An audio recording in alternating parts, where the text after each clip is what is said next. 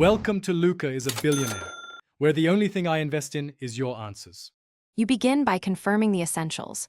Windows 10 is updated, and the Bluetooth adapter is physically enabled. Open Settings Update and Security and install any pending updates.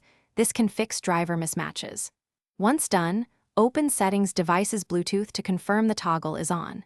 If your laptop has a hardware switch or function key, make sure it's enabled. This prevents Windows from detecting the radio. These actions remove the most common blocks before deeper fixes. Next, focus on drivers and services because Windows needs the right software to talk to the adapter. Open Device Manager and expand Bluetooth. Look for warning icons. Right-click the adapter to update driver automatically, and if that fails, uninstall the device, then select Scan for hardware changes to force a clean reinstall. Also open Services.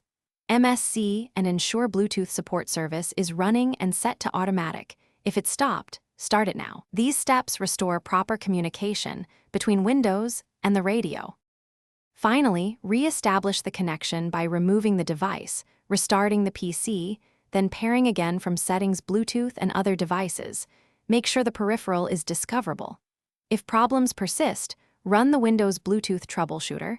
You can also run sfc/scano to repair system files that affect drivers. One key tip: if the built-in adapter is unreliable, test with a USB Bluetooth dongle or install the adapter maker's driver from the